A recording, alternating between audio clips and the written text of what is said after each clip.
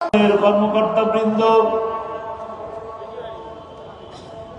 পর্দার আড়ালে শ্রদ্ধেয় মা ও বোনেরা, মাইকের আওয়াজ যে পর্যন্ত যাচ্ছে, যারা শুনছেন তাদের সকলকে অন্তরের অন্তঃস্থল থেকে জানাচ্ছি আসসালামু আলাইকুম ওয়া রাহমাতুল্লাহি ওয়া বারাকাতুহু। সর্বপ্রথম মহান মুনিবের দরবারে শুকরিয়া আদায় করি, আল্লাহ রাব্বুল আলামিন দয়া করে, মায়া করে, করুণা করে 12 বছর বন্ধ থাকার পর এই ঐতিহাসিক কোরআনের মাহফিল আবারও শুরু করার তৌফিক দিলেন। সেই মহান মুনিবের দরবারে শুকরিয়া আদায় করি। আলহামদুলিল্লাহ, রব্বানা লাকাল হামদ হামদান কাসীরান তাইয়্যিবান মুবারাকান ফীহি। সেই সাথে আঞ্জুমানে খিদমতে কোরআন কর্তৃপক্ষকে এত সুন্দর, এত বিরাট মাহফিল আয়োজন করার জন্য আপনাদের সকলের পক্ষ থেকে ধন্যবাদ জানাই, মোবারকবাদ জানাই। সেই সাথে ছোট্ট করে কৃতজ্ঞতা জানাই এত বড় মঞ্চে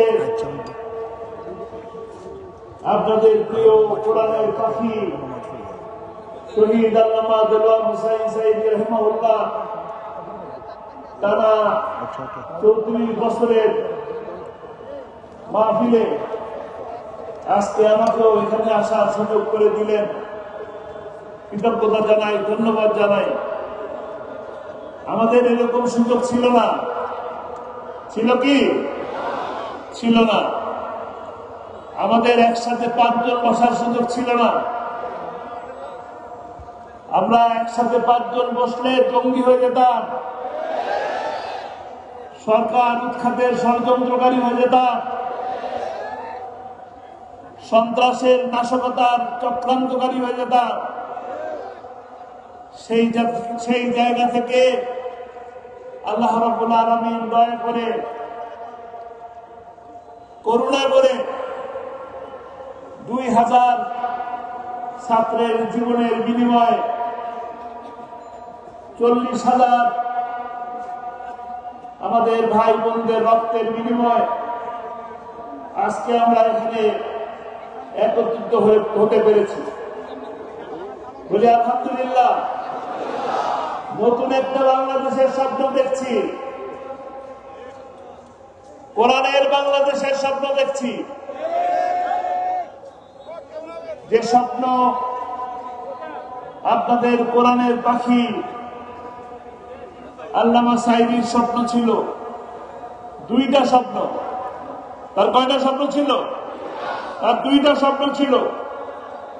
প্রতি মাহফিলে তিনি বলতেন, শাহাদাতের মৃত্যু কামনা করতেন। এটা ছিল তার একটা স্বপ্ন।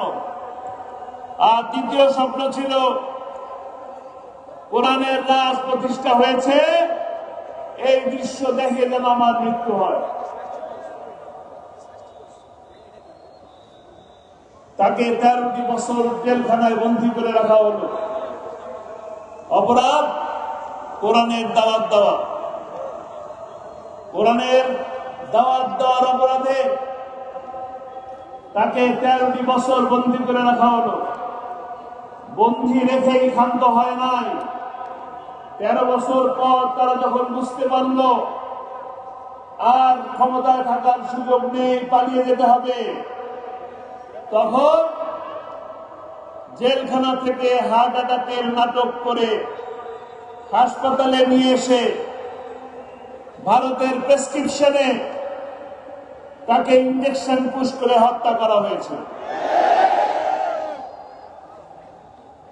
আমরা সচক্ষে দেখলাম, লাইভ দেখলাম, টেলিভিশনে দেখলাম, ফেসবুকে দেখলাম। ওনার চমৎকার হাসি, মিষ্টি মধুর হাসি, জান্নাতি হাসি, সেই হাসি দেখে সারা দুনিয়ার মানুষকে কাঁদিয়ে তিনি চলে গেলেন। সালাম দিলেন, সকলকে সালাম দিলেন, বললেন আলহামদুলিল্লাহ অনেক ভালো আছি। সেই মানুষটাকে হাসপাতালের বেডের মধ্যে দেখলেন, বিছানায় বসা আছে, দেখে মনে হয়নি সুস্থ আছে, সুস্থ ছিলেন, কিন্তু তাকে হত্যা করা হলো। কারণ তাকে ফাঁসির রায় দিয়ে ফাঁসির রায়কে কার্যকর করতে পারে নাই গোটা বাংলাদেশ। তার ওই ফাঁসির প্রতিবাদে ফুঁসে উঠেছিল। আপনারা প্রতিবাদ করেছেন, এই সিলেটের মানুষও জীবন দিয়েছে তার ফাঁসির রায়ের বিরুদ্ধে। আজকে তাকে হাসপাতালে নিয়ে হত্যা করা হলো। আমরা এই হত্যার প্রতিশোধ দেব ইনশাআল্লাহ। প্রতিশোধ দেবেন? কারা কারা নেবেন? ভাই ভাই ভাই আত্মরাও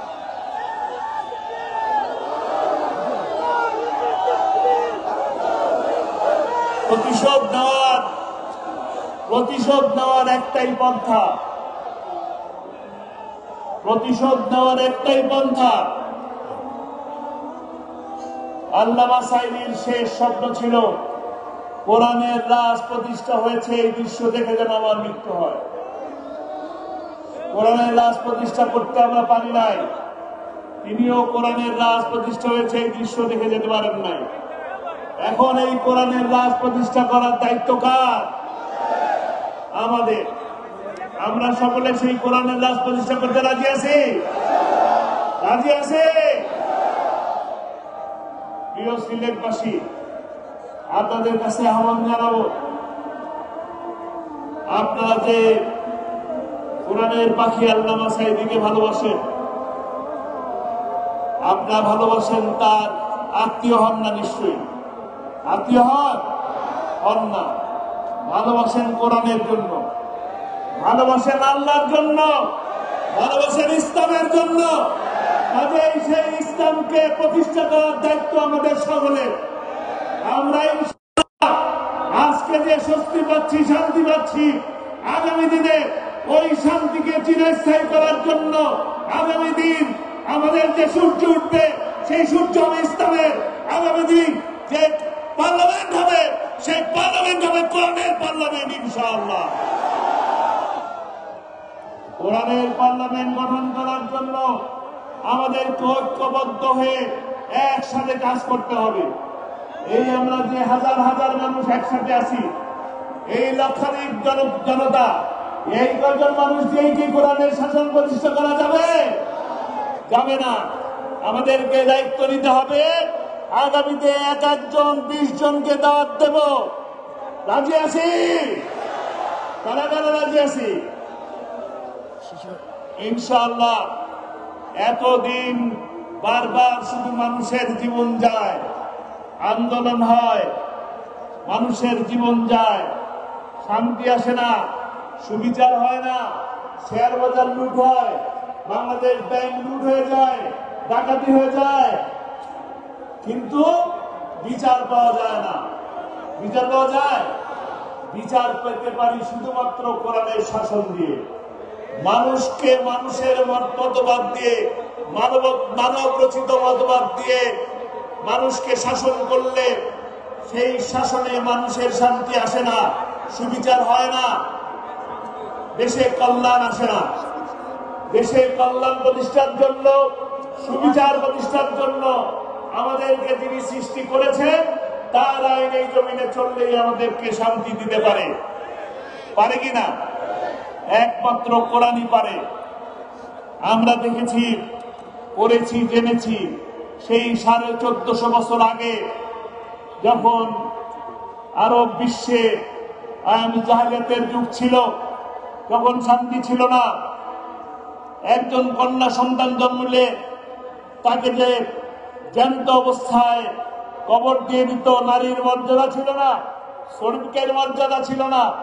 সেই সময় সেই সোনালী যুগ সৃষ্টি হয়েছিল, কারণ কোরআনের শাসন প্রতিষ্ঠা হয়েছিল। আমরা সেই কোরআনই আছে, সেই আল্লাহ আছে, সেই এক আল্লাহ আছে এবং সেই একই কোরআন আছে।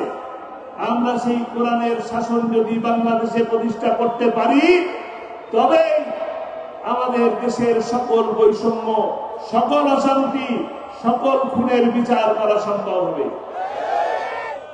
কাজেই আমরা সেই আল্লামা সাইদি, আজকে এই লাখো জনতার সামনে আমার আহ্বান থাকবে, শহীদ আল্লামা দেলোয়ার হোসাইন সাইদির যে স্বপ্ন, তিনি যে পথে হেঁটে গেছেন, তার সেই পথকে আঁকড়ে ধরে তার সেই স্বপ্নকে বাস্তবায়ন করার অঙ্গীকার নিয়ে আসতে এখান থেকে বিদায় নেব। তার স্বপ্ন ছিল কোরআনের রাজ প্রতিষ্ঠা করা। আমরা সেই কোরআনের রাজ প্রতিষ্ঠা করার অঙ্গীকার নিচ্ছি। আগামীতে কোরআনের রাজ প্রতিষ্ঠা হওয়া পর্যন্ত প্রয়োজনে আবারও রাজপথে মিছিল হবে, বুলেট আসবে, বুলেটের গুলি ফুঁকে নেব, রক্ত দেব, জীবন দেব, তারপরেও কোরআনের শাসন প্রতিষ্ঠা করে ছাড়বে ইনশাআল্লাহ। আল্লাহ তাআলা আমাদেরকে সেই তৌফিক দান করুন। ওয়া তৌফিক ইল্লা বিল্লাহ। আসসালামু আলাইকুম ওয়া রাহমাতুল্লাহ।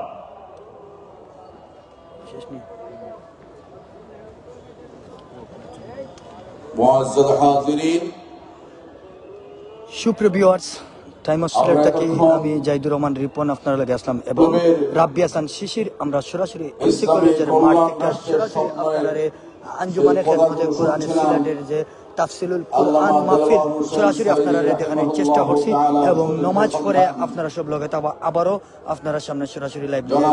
সুপ্রিয় ভিউয়ার্স, আপনারা লাইভটা শেয়ার করে অন্য দেখার সুযোগ করে দিবা। আমরা এই মুহূর্তে আমরা সিলেটের এমসি কলেজের মাঠে আমরা সরাসরি আপনারা সামনে আঞ্জুমানে খেদমতে কোরআনের তাফসিরুল কোরআন মাহফিল থেকে সরাসরি আপনারা চলে আসুন।